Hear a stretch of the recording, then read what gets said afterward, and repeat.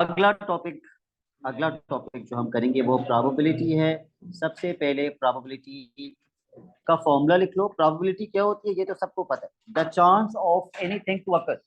Probability is the chance of anything to occur. और probability का formula होता है favourable outcomes upon total outcomes. ठीक है, favourable outcomes upon total outcomes. पूरा दरवाजा बंद कर दीजिए।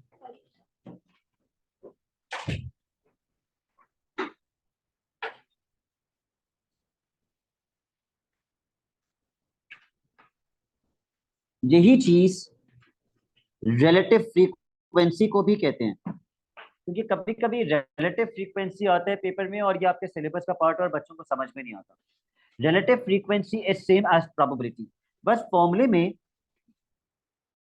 फेवरेबल फ्रीक्वेंसी आ जाएगा, अपॉन में क्या आएगा, टोटल फ्रीक्वेंसी।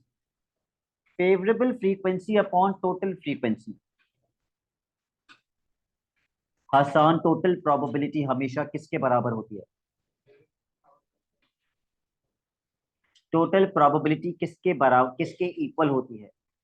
यस, 1 के इक्वल। टोटल प्रोबेबिलिटी हमेशा 1 के बराबर होती है। प्रोबेबिलिटी 1 से ज्यादा नहीं हो सकती। अगर आपका कोई भी प्रोबेबिलिटी का आंसर 1 से ज्यादा आ रहा है तो इसका मतलब आपका आंसर गलत आ रहा है। Let's start with an example on tree diagram. हम दो ट्री डायग्राम से थोड़ी सी प्रोबेबिलिटी डिस्कस करेंगे, फिर हम इसके क्वेश्चंस पे जाएंगे। ठीक है, suppose there are 2 classrooms, section A and section B. ठीक है, section A and section B साथ साथ लिखो।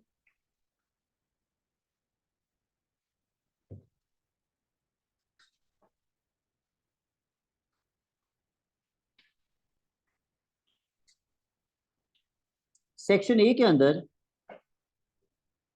There are 7 boys and 3 girls, और सेक्शन बी के अंदर there are 6 girls and 4 boys.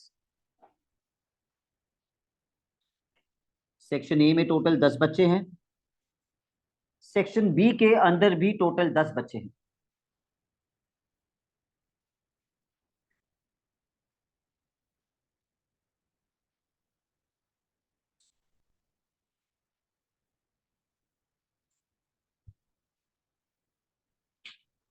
Okay, अगर मैं आपसे कहता हूं सेक्शन ए के अंदर बॉय को पिक करने की प्रोबेबिलिटी क्या है, तो आप बोलेंगे 7/10, क्योंकि सेक्शन ए में टोटल 10 बच्चे हैं। अगर मैं आपसे कहता हूं सेक्शन ए में गर्ल को पिक करने की प्रोबेबिलिटी क्या है, 3/10। अगर मैं आपसे कहता हूं जुनेरा सेक्शन बी में गर्ल को पिक करने की प्रोबेबिलिटी क्या है, 6/10, और बॉय को पिक करने की 4/10। Now the question is a student is picked from each section. Draw the tree diagram. A student is picked from each section. Draw the tree diagram.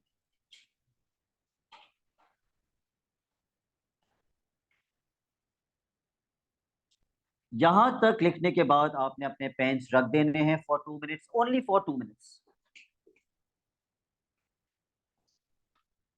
सबसे पहला स्टूडेंट जो मैं पिक करूंगा वो सेक्शन ए से pick करूंगा। Section A का student या तो गर्ल होगी या फिर बॉय होगा, या तो बॉय या फिर गर्ल। नीचे रखो। या तो बॉय या फिर गर्ल। ये मैंने सेक्शन ए से पिक किया, फ्रॉम सेक्शन ए। अगला स्टूडेंट जो मैं पिक करूंगा वो मैं सेक्शन बी से पिक करूंगा। अब जब सेक्शन बी से मैं स्टूडेंट पिक करूंगा, वो या तो बॉय होगा या फिर गर्ल होगी। वो या तो बॉय होगा या फिर गर्ल होगी। ये जितना ट्री डायग्राम आपको नजर आ रहा है, मैंने शायान कितने स्टूडेंट्स पिक किए? टोटल कितने स्टूडेंट्स पिक किए? दो। यस। या तो मैंने पहला बॉय पिक कर लिया और अगला भी बॉय पिक कर लिया, दो पिक किए बस।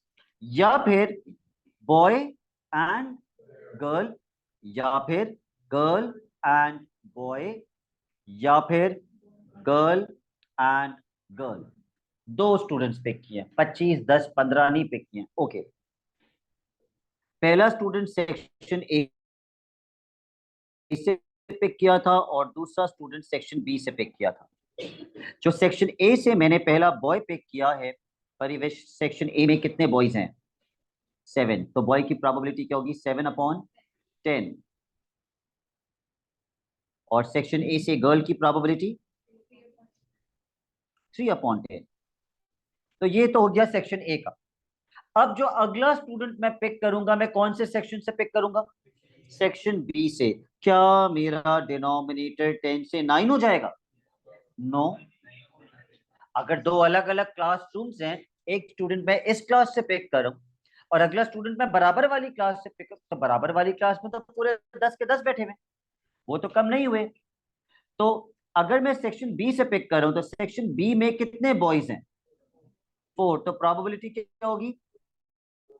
4/10। गर्ल की 6/10। फिर नीचे बॉय की रिपीट हो जाएगा दोबारा से, 4/10। और फिर गर्ल की 6/10। ये होगा जब दो अलग अलग क्लासरूम्स होंगे। डिनोमिनेटर कम कब होता? जब एक ही क्लास से मैं एक स्टूडेंट पिक करके बाहर निकालता, फिर अगला भी मैं उसी क्लास से बाहर निकालता, तो डिनोमिनेटर कम होता ना। इसको कहते हैं विदाउट रिप्लेसमेंट। हमने जो निकाला उसको रिप्लेस नहीं किया, तो डिनोमिनेटर कम होगा। अब आप इसका ट्री डायग्राम बना लें जल्दी से।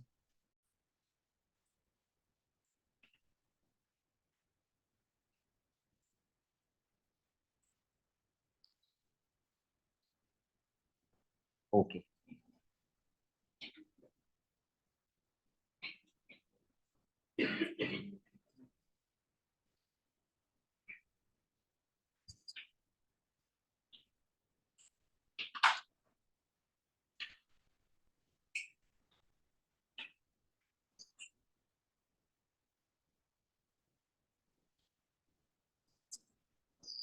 Where is 5?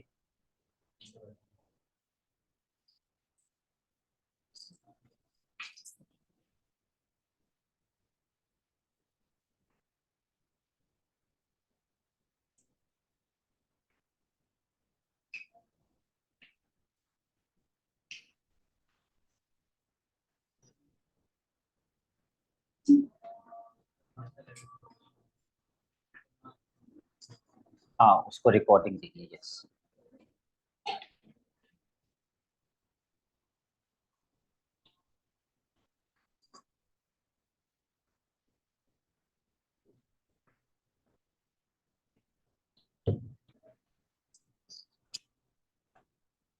Done.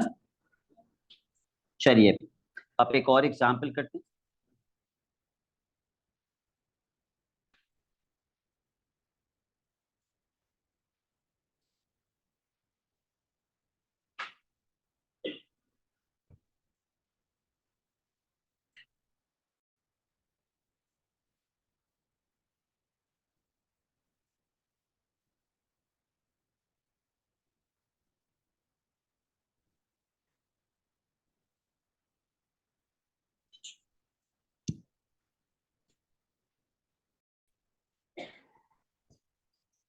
There is a bag.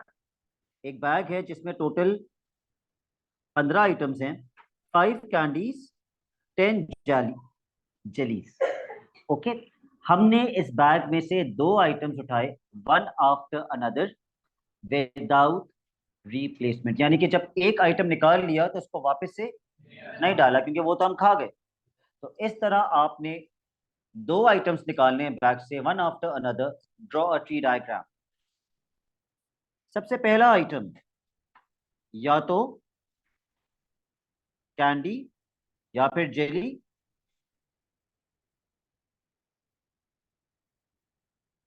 और दूसरा आइटम या तो कैंडी या फिर जेली।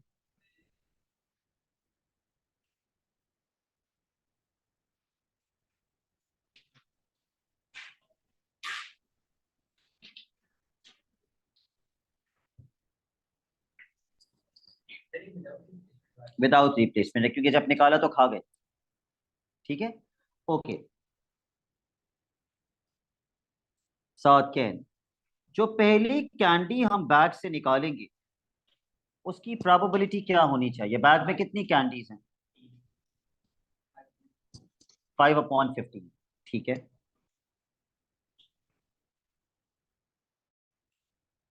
और सयान, अगर पहली कैंडी ना निकालूं, मैं पहली जेली निकाल दूं, 10/15।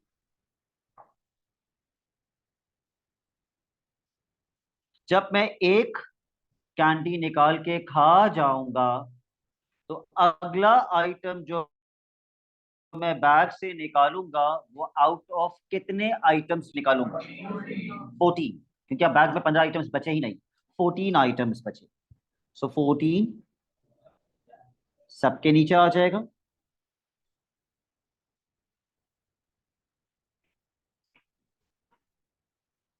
अगर मैंने पहली कैंडी निकाल के खा ली, अब बैग में कितनी कैंडीज बची?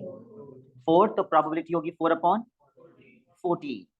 अगर मैंने पहली कैंडी निकाल के खा ली तो जेलीज तो पूरी की पूरी बची ना, जितनी थी। कितनी थी? 10। जेलीज पूरी 10 की 10 बची, right? You all agree? Okay. Nafe, अगर मैंने पहली जेली निकाल के खा ली तो अब बैग में, मैं पहले सेम सेम अल्फाबेट करता हूं, अब बैग में कितनी जेलीज बची? 9, तो 9/14। और नाफे, अगर मैंने पहली जेली निकाल के खा ली तो बैग में कितनी कैंडीज बची? पूरी की पूरी कैंडीज बची 5। कोई प्रॉब्लम यहां तक? ओके। तीसरा वेन डायग्राम बनाने से पहले मैं आपसे कह रहा हूं कि मैंने पहली, जो भी पहला आइटम निकाल के खाया, मेरा पेट नहीं भरा, मैंने एक और आइटम निकाल के खाया, मेरा पेट तब भी नहीं भरा।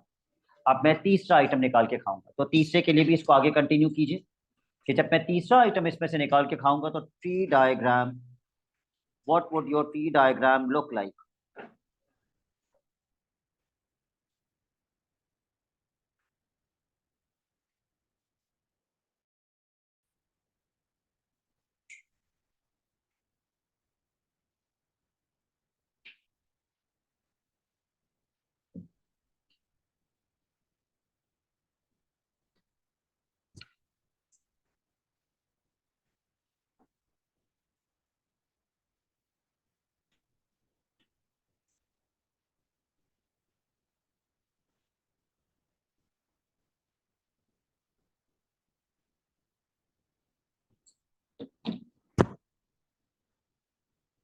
सारे के सारे डिनोमिनेटर्स क्या होंगे? 13।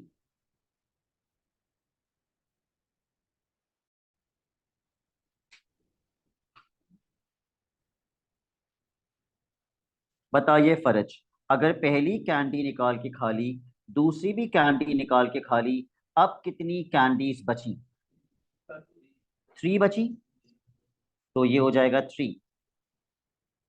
लेकिन यहां तक पहुंचने के लिए पहली कैंडी खाई, दूसरी कैंडी खाई, अब जेली उठा रहे हैं, तो जेलीज तो उतनी की उतने में से उठाएंगे, 10।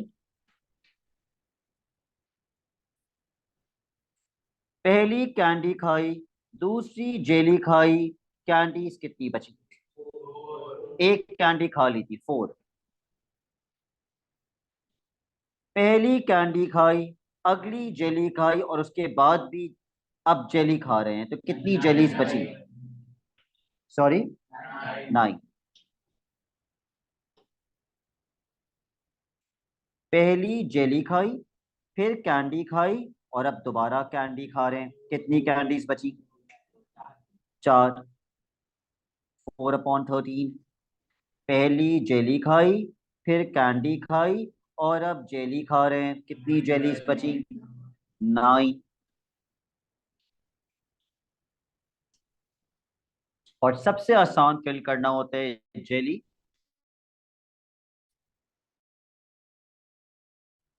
जेली 8। Jelly, jelly, candy. अब ये पहली कैंडी उठा रहे हैं हम लोग। 5/13, एक भी कैंडी नहीं खाई है अभी तक। ओके। सबसे बड़ी गलती बच्चे क्या करते हैं जब वो थोड़ी ज्यादा प्रोबेबिलिटी पढ़ लेते हैं? वो कैंडी की प्रोबेबिलिटी लिखते हैं 1/5, क्योंकि वो कहते हैं सर एक कैंडी उठा रहा हूं ना, एक कैंडी उठा रहा हूं, तो वाई नॉट 1/5? Why not 1/15? क्योंकि टोटल 15 थे, मैं तो एक कैंडी खा रहा हूं। तो प्रोबेबिलिटी का फॉर्मूला 1/, नहीं होता। प्रोबेबिलिटी का फॉर्मूला होता है favourable outcomes upon total outcomes. तो कैंडी के लिए फेवरेबल आउटकम्स कितने थे? 5। दूसरी सबसे इंपॉर्टेंट चीज, ये जो एक ब्रांच होती है, इसका टोटल हमेशा कितना होना चाहिए? 1 के बराबर। आप देख लें, अगर आपका डिनोमिनेटर 15 है, तो न्यूमरेटर्स प्लस होके 15 बन रहे हैं, तो इट इज 15/15। कोई से भी branch, let's take this branch, numerators add होके क्या बनेंगे? 14। So 14/14 is 1। Pick this branch, 4 और 9, न्यूमरेटर्स ऐड होके कितना बन रहे हैं? सो 13/13 इज 1। तो हर ब्रांच का टोटल हमेशा 1 बनना चाहिए, otherwise your tree diagram is incorrect. Okay, question number 1, keep in mind total probability is 1.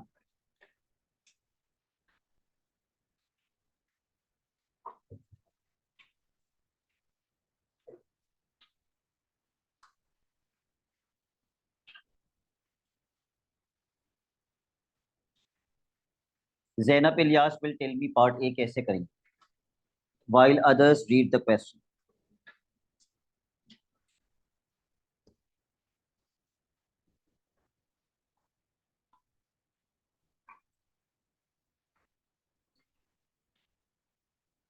और जैनब नहीं बताएगी तो मैं किसी और से रैंडमली पूछूंगा। Till then make sure you have read the question. Taller than 1.9 metres की बात हो रही है Zainab, are you taller than 1.9? You don't know, okay. Taller than 1.9 metres women की प्रोबेबिलिटी कितनी होनी चाहिए? टॉलर देन 1.9 की कितनी होनी चाहिए? 3 अगर 3 विमेन और टॉलर देन 1.9, वो तो नॉट टॉलर की पूछ रहा है। अगर 100 में से 3 टॉलर हैं, तो 100 में से कितनी नॉट टॉलर हैं? 97 आर नॉट टॉलर। तो जैनब यस, इसकी प्रोबेबिलिटी कितनी होगी? जी जैनब, 97/100। सिर्फ 97 लिख दोगे गलत हो जाएगा। 97/100। आप 97/100 भी लिख सकते हैं, और क्या लिख सकते हैं? अस्तगफिरुल्लाह। 0 आप फिर 97/100 ही लिखिएगा, जो बच्चे 9.7 बोल रहे हैं इसको। 97/100। पार्ट बी,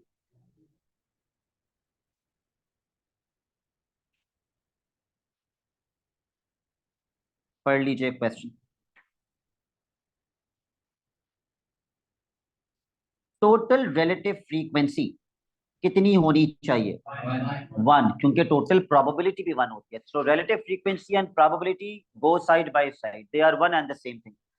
तो 52 people preferred C, find how many people preferred A. तो अगर 52 पीपल प्रेफर्ड सी, 52 की प्रोबेबिलिटी कितनी है? 0.2। वो मुझसे किसका मांग रहा है? ए के नंबर ऑफ पीपल मांग रहे हैं, और ए की प्रोबेबिलिटी कितनी है? क्रॉस मल्टीप्लाई कर लो। अगर 52 0.2 को कॉरिस्पॉन्ड करे तो हमें तो 0.3 का, हमें तो ए का आंसर निकालना है। परिवेश आपको समझ में आया? ओके, 52 पीपल प्रेफर्ड सी, ये P1 है। सी की रिलेटिव वेलोसिटी कितनी, रिलेटिव फ्रीक्वेंसी कितनी है? 0.2। तो मैं 52 के सामने क्या लिखूंगा? 0.2। वो मुझसे किसका आंसर मांग रहा है? ए का। ए की रिलेटिव फ्रीक्वेंसी कितनी है? 0.3। 52 के नीचे क्या लिखूं? एक्स। ये तो मालूम करना है कितने लोग हैं, क्रॉस मल्टीप्लाई कर लो, मिल जाएगा एक्स में कितने लोग। Without calculator please.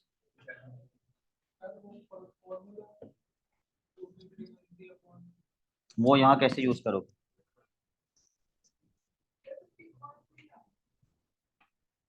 सेम तो नहीं आ सकता, सेम नहीं आ सकता। तो आप कर क्या रहे होंगे? आप कर रहे होंगे 52 मल्टीप्लाई बाय 0.3 अपॉन 0.2। आप इसको सिंप्लीफाई कैसे कर रहे हैं? Multiply by 10, multiply by 10, 52 multiply bye 3 upon 2। नहीं नहीं नहीं, एक बात, अच्छा एक बात बताओ, 2 मल्टीप्लाई बाय 3 मल्टीप्लाई बाय 10 कितना होता है? क्या मैं इसको लिख सकता हूँ 2 मल्टीप्लाई बाय 30? लिख सकते हैं ना? तो आप सिर्फ इसको भी 10 से मल्टीप्लाई कर सकते हैं। सही है। प्लस होता तो मसला होता, सब कुछ मल्टीप्लाई हो रहे तो मसला नहीं है।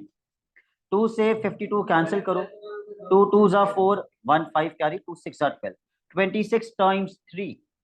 Do it manually. 26 टाइम्स 3, 3 6 जा 18, 3 2 जा 6, 1 7, 78, 78 आ रहे। I hope you all are getting 78. So I am erasing the working, और अब हम आते हैं पार्ट 2 पे। Calculate the total number of people. Total number of people. Fiza, हमें कौन से नंबर ऑफ पीपल क्वेश्चन में बताए हुए थे? एक नंबर ऑफ पीपल फिजा हमें क्वेश्चन में बताए हुए थे 52। इसके सामने कितनी रिलेटिव फ्रीक्वेंसी लिखनी चाहिए मुझे?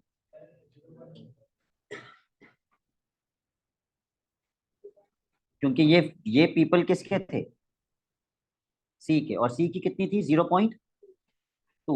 फिजा वो मुझसे टोटल नंबर ऑफ पीपल मांग रहे, तो टोटल नंबर ऑफ पीपल में तो एक्स लिख दूंगा, लेकिन टोटल रिलेटिव फ्रीक्वेंसी फिजा मुझे क्या लिखनी चाहिए? Total relative frequency. Total probability कितनी होती है? टोटल रिलेटिव फ्रीक्वेंसी भी 1 होती है। और अगर नहीं पता तो आप इन तीनों को प्लस करके देख लें, कितनी बनेगी ये तीनों प्लस होके? 1 ही बनेगा। तो इसके सामने 1, तो टोटल इज 1। अच्छा, टोटल एंगल कितना होता है? Total angle 360। टोटल फ्रैक्शन कितना होता है? 1। ओके, और टोटल परसेंटेज 100। ठीक है, क्रॉस मल्टीप्लाई कर दो इसको। 52 multiply by 1 is equals to 0.2x। 0.2 वहां जाके डिवाइड हो जाएगा, और x निकालने के लिए मुझे ऊपर नीचे किससे मल्टीप्लाई करना पड़ेगा? 10 से मल्टीप्लाई करना पड़ेगा। कुछ गलत कर दिया मैंने? ओके, तो 52 क्या बन जाएगा? 520। और 0.2 क्या बन जाएगा? 2। काटो 2 के टेबल से। 2 3 जा 6, 1 कैरी, सॉरी, 2 2 जा 4, 1 कैरी, फिर 2 6 जा 12, एंड देन 0। करेक्ट। दूसरे तरीके से भी कर सकते हैं। हाँ, ये भी कर सकते हैं। लाइबा कह रही है सर जिस तरह मैंने ए के निकाले थे लोग, वैसे ही मैंने यहाँ क्रॉस मल्टीप्लाई करके किसके लोग निकाले? बी के। और फिर तीनों के लोगों को ऐड कर दिया, यू कैन डू दैट।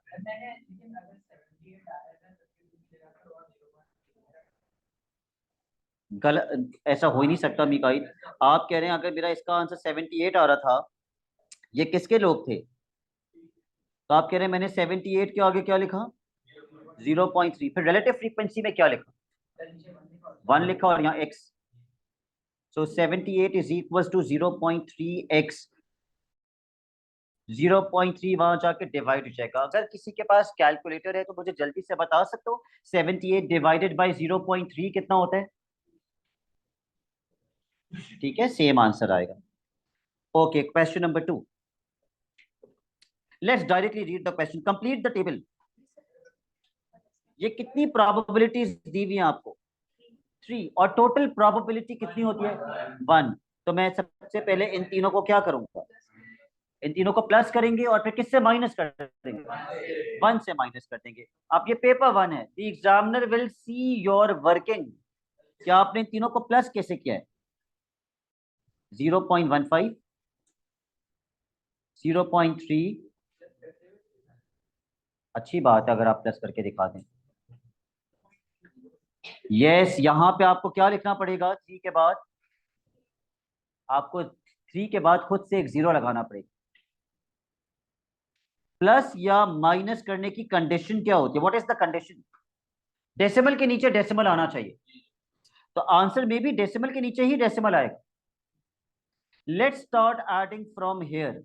ये टोटल कितना बनेगा लास्ट वाली वैल्यू से? 7। उसके बाद ये वाला टोटल 8, और ये तो है ही 0। ये तो अभी इन तीनों का टोटल मिला, ये आंसर नहीं है फिजा। अभी इसको क्या करना है?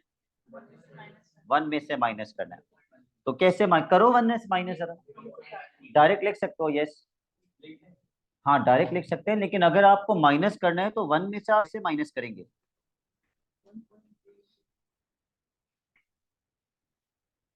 भले आपको पता है डायरेक्ट आंसर, लेकिन आप देखिए आपको मैन्युअली माइनस करना आ रहा है इसको। Please see if you know how to manually subtract these values. सबसे पहले आप 1 को काट के 0 करेंगे और ये बन जाएगा 10। फिर आप दोबारा से 10 को कैंसिल करके 9 करेंगे और आगे 1 शिफ्ट कर देंगे और ये बन जाएगा 10। सो 10 माइनस 7, 3, 9 माइनस 8,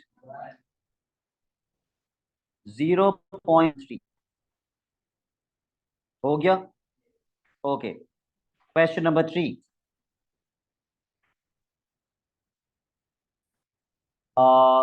इतना भी उसने आसान कर दिया कि पूरा का पूरा ट्री डायग्राम ही फिल करके दे दिया। उसने कुछ भी नहीं छोड़ा, पूरा डायग्राम फिल करके दे दिया। तो डायरेक्टली क्वेश्चन पे जाओ ना। फिर पहले पार्ट पे क्या निकालना है? बोथ बीड्स आर रेड, यानी कि प्रोबेबिलिटी ऑफ रेड, रेड।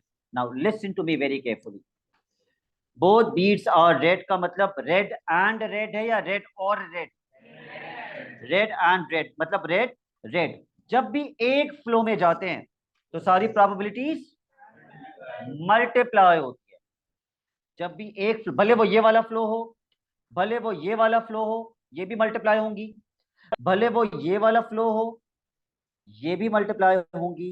भले वो ये वाला फ्लो हो, ये भी मल्टीप्लाई होंगी। अभी खैर हम जा रहे हैं red and red. So what multiply by what? 3/7 multiply by 2/5। कुछ भी कैंसिल नहीं हो रहा, कुछ भी कैंसिल नहीं हो रहा। न्यूमरेटर को न्यूमरेटर से मल्टीप्लाई कर दो, डिनोमिनेटर को डिनोमिनेटर से मल्टीप्लाई कर दो। सो 3 2 6, 7 5 35।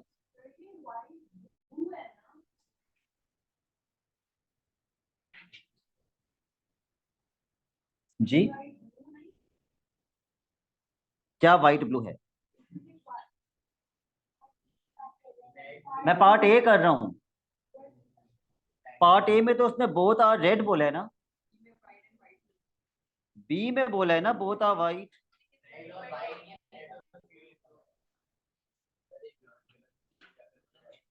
ब्रांच गलत नहीं बनी हुई। अगर बैग के अंदर एक ही व्हाइट बॉल है तो व्हाइट निकलने के बाद दोबारा व्हाइट निकल सकती है, इसलिए आगे व्हाइट है ही नहीं। इधर देखो, अच्छा बैग्स ही अलग अलग है। पहले बैग में कितनी व्हाइट है? 4, और टोटल कितनी है? टोटल 7 है, तो 4/7। अगले बैग में जब व्हाइट बीड है ही नहीं तो सेकंड बैग से कैसे व्हाइट निकलेगी? 0। अगर यहाँ व्हाइट नहीं लिखा हुआ ये तो 4/7 हो जाएगा। मल्टीप्लाई बाय क्या करें, क्योंकि आगे कुछ व्हाइट है ही नहीं, multiply by 0। So anything multiply by 0 is 0। ये इंपॉर्टेंट है। एग्जैक्टली 1 इज रेड, सिर्फ एक रेड होनी चाहिए। तो एक रेड का मतलब है क्या क्या हो सकते हैं? रेड, रेड ब्लू, या फिर का मतलब प्लस होता है प्रोबेबिलिटी में, और मींस एडिशन। व्हाइट रेड, या तो रेड ब्लू या फिर व्हाइट रेड। राइट है sir. Probability of red blue plus probability of white red. तो पहले ट्री डायग्राम में देखो, रेड ब्लू के लिए समहा मुझे किसको किससे मल्टीप्लाई करना पड़ेगा? रेड ब्लू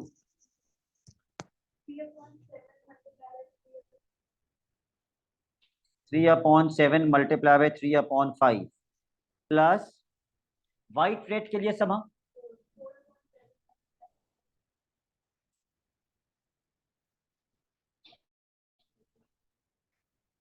तो पहली मल्टीप्लिकेशन का आंसर क्या बनेगा? 9/35। दूसरी मल्टीप्लिकेशन का आंसर 8/35। उसके बाद दोनों डिनोमिनेटर सेम है तो डायरेक्टली प्लस कर सकते हैं। What is 9 + 8? 17/35। कोई कंफ्यूजन तो नहीं है? ओके, 17/35।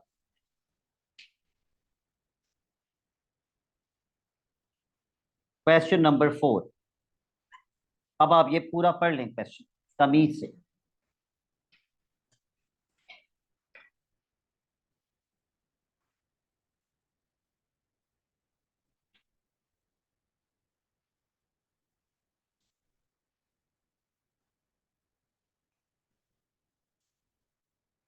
किसकी प्रोबेबिलिटी निकालनी है?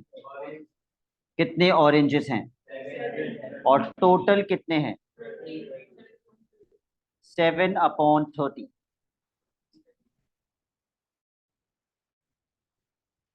हर स्टूडेंट को एक ही फ्रूट मिलेगा ना, तो जितने स्टूडेंट्स उतने फ्रूट्स। वैसे भी फ्रूट्स का टोटल देख लो कितना है, 30, तो 7/30 ही बनना चाहिए। ठीक है, ओके। Part B. अब उन्होंने जो पहले टोटल 30 था, प्लीज मेक अ कनेक्शन। जो पहले टोटल 30 था वो अब टोटल कितना बन गया है? 180। 30। Okay, what is the question?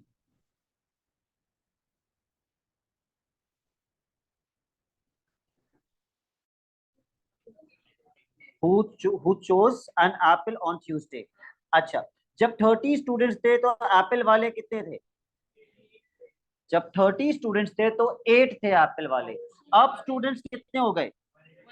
तो x क्रॉस मल्टीप्लाई। अगर 30 स्टूडेंट्स में 8 स्टूडेंट्स थे एप्पल वाले तो 180 में x होंगे।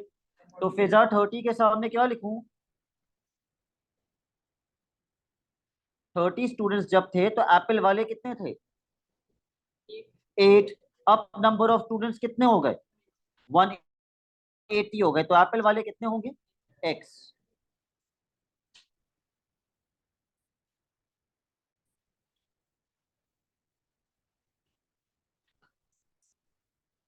Did he turn around?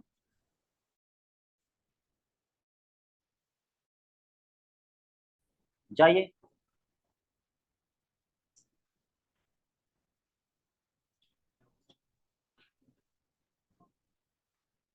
Start cancelling out. 0 से 0 कैंसिल, और 3 से 18 कैंसिल, 8 6 48, तो 48 आ जाएगा। सिंपल क्रॉस मल्टीप्लिकेशन का क्वेश्चन है और कुछ नहीं करना है। Question number 5, finally a question जिसमें आप ट्री डायग्राम खुद फिल करेंगे। पढ़ो question and fill the tree diagram.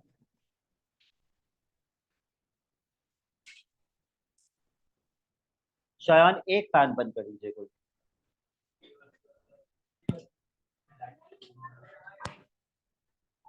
ठीक है, चलो बेटा फिल कर लो ट्री डायग्राम। वो पीछे वाला खोल दीजिए फैन, लाइट की वजह से। यस, अब सही है। चलो फिल द ट्री डायग्राम। आइए आप आगे आके बैठ जाइए, यहाँ जगह खाली।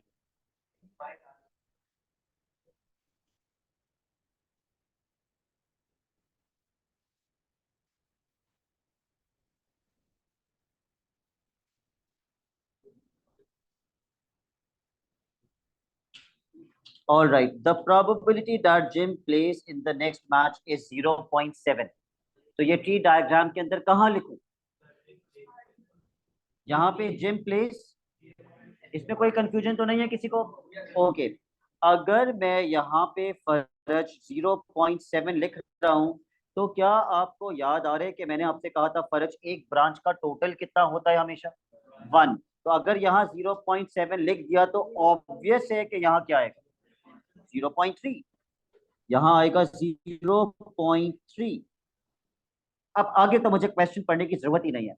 जेमल, अगर यहाँ 0.8 आ गया तो यहाँ क्या आएगा? 0.2। और रिदा, अगर यहाँ 0.6 आ गया तो यहाँ क्या आएगा? 0.4।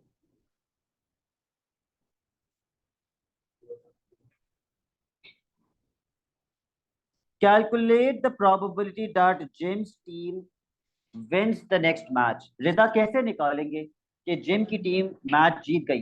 कुछ वीक मैथ के बच्चे होते हैं, वो डायरेक्टली कहते हैं अच्छा टीम जीत गई, उसकी प्रोबेबिलिटी 0.8 है। बिल्कुल गलत। नो, आपका ट्री डायग्राम यहां से स्टार्ट हो रहा है, आप छलांग लगा के डायरेक्ट वहां नहीं जा सकते, जाना तो यहीं से ही पड़ेगा। जीत रही है तो 0.7 मल्टीप्लाई बाय, या फिर 0.3 मल्टीप्लाई बाय, इन दोनों कंडीशंस में उसकी टीम जीत रही है, या फिर का मतलब प्लस होता है। सो 0.7 multiply by 0.8 plus 0.3 multiply by 0.6। 0.7 multiplied by 0.8 plus 0.3 multiplied by 0.6.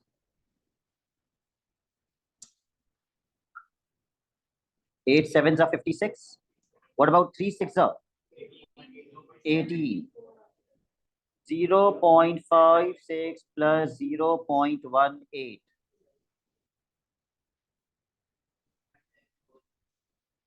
Manually plus किया है। 8 plus 6 14, 5 plus 1 plus 1 0.